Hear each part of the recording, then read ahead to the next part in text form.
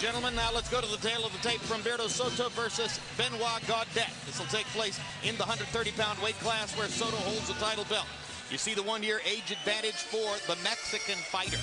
1-inch height advantage for Gaudet, who is from Quebec in Canada. Arm length advantage, neither man, they're equal from the armpit to the end of the fist. Both weighed in within a pound of the 130-pound limit. Soto goes up all the way to 141 and will have a functional 4-pound weight advantage unofficially entering the ring against Gaudet.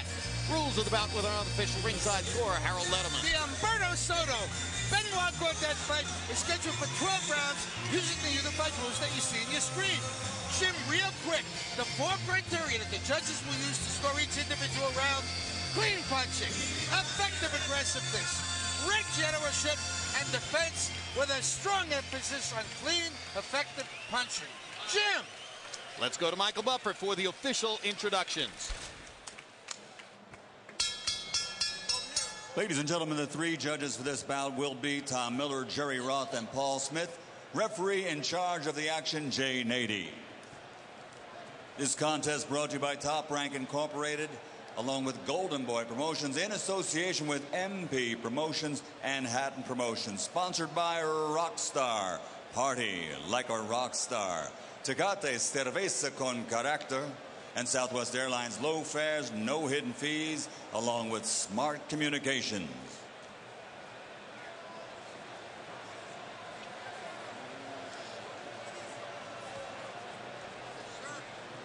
This bout is scheduled for 12 rounds of boxing for the WBC Super Featherweight Championship of the World.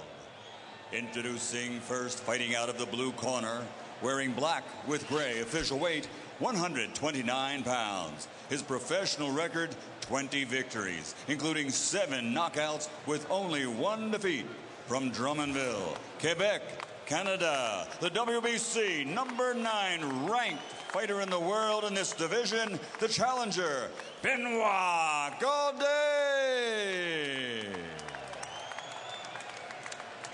And fighting out of the red corner, wearing blue with red, officially weighing 130 pounds. His professional record, 47 victories, including 30 knockouts with 7 defeats and 2 even. From Los Mochis, Mexico, the reigning and defending WBC Super Featherweight Champion of the World, Humberto La Zorrita Soto.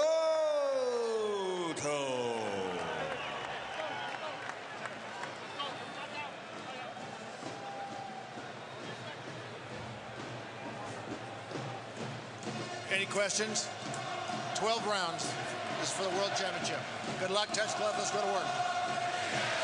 Soto has shown a commendable ability to bounce back from some of the adversities in his career. A loss to John Guzman, who hasn't been the same since he beat him a couple of years ago. A disqualification that many people thought was uncalled for last year.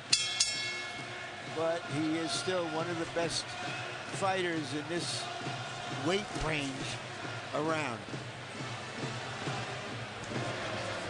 And I like the way you use that phrase, weight range, because right now anything from 126 all the way up to 135 seems like everyone is just fighting each other back and forth. Exactly. If the public wants to see it, well, it's a good match. The way fighters can finesse the weight because of early weigh-ins.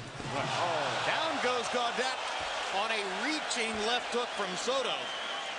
He had to extend the punch so far. He probably didn't even have full power behind it, but he shocked Gaudet. And Gaudet was moving backwards, so I think he was knocked off balance to a degree. I agree. I don't think he was hurt that much. That wasn't really Soto's best weapon, which is his vicious left hook to the body.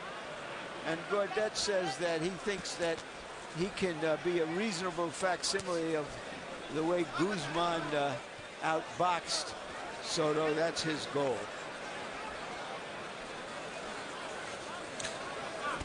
Well, the real test comes when the relatively willowy Gaudet first tastes Soto's body attack. Will he be able to hold up? If he can, Soto doesn't have a plan B and a plan C. He's a plan A fighter, which is to hammer you to the body until you go away.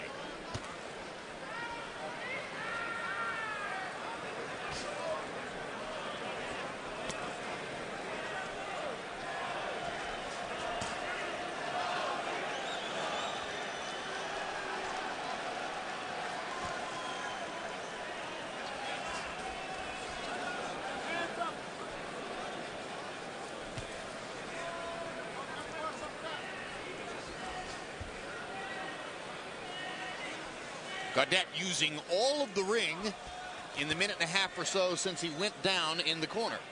He's putting on a good display of boxing skills outside of the knockdown. He's boxing, he's moving, he's making Soto use his feet by moving and changing directions a lot instead of going straight back all the time. But I just don't know if physically and mentally he's going to be strong enough going down the stretch. Time will tell.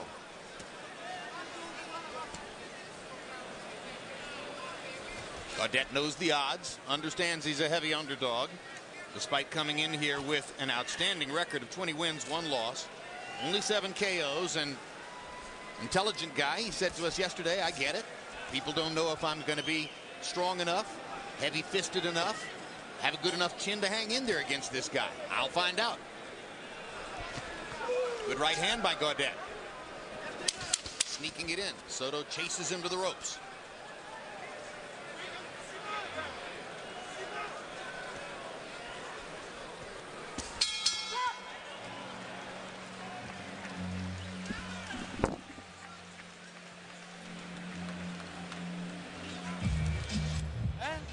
T'es mis dans le combat solide? Hein? Bon, Ben, tu vas pincer avec ta droite ici, tu veux?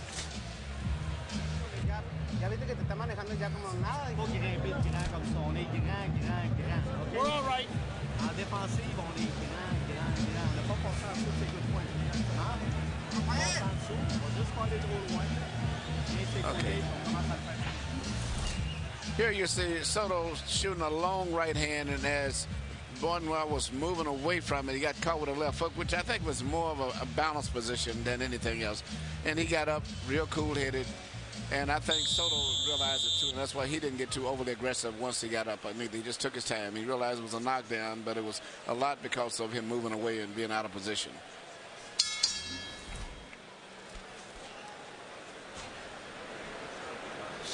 Soto thought he might get a shot at Pacquiao after beating Pacquiao's younger brother, Bobby Pacquiao, and hoping to lure Manny into a fight to defend his brother's honor. But that didn't work out, and he's still looking for the big high-profile fight, the big money fight down the road. And this is a stay busy and remind everybody how good he is type fight. Well, I think the fact that he's what we call still got good height and fairly big for 130 pounder, he could easily move up and fight at 135 if he had to. And so he's still right there in the range, or you say in the neighborhood of the big money fights. Well, he talks about fighting Marquez, but now Marquez is going to be busy with Mayweather in July, and he himself is still hoping to get the 3rd fight with Pacquiao.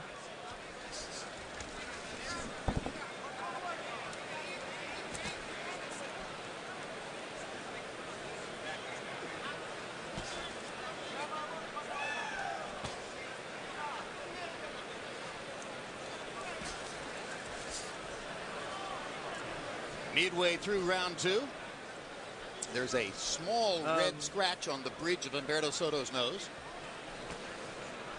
Otherwise unmarked. Gaudet lands a solid right hand and then grabs Soto as he comes in.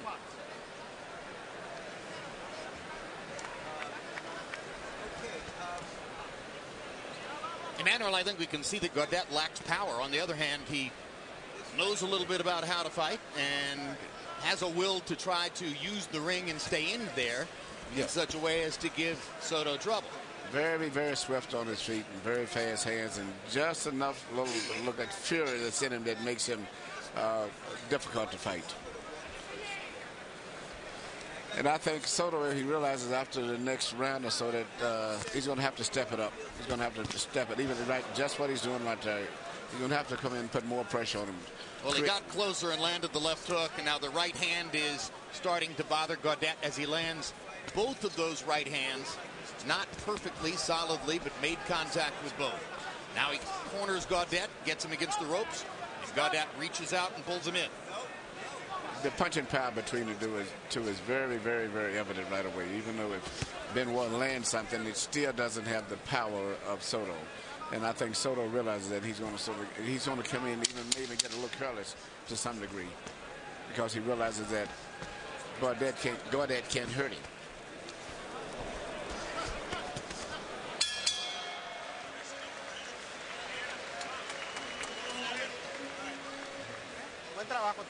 Good job. Very good job. Very nice round.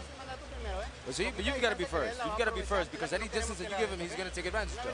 Don't let him do that. When you're in your range, work your waist, work the jab, work your weight, work the hook to the liver, or the right, change it up. But remember your distance that he's giving you so you can work his body. Straight shot and you can finish.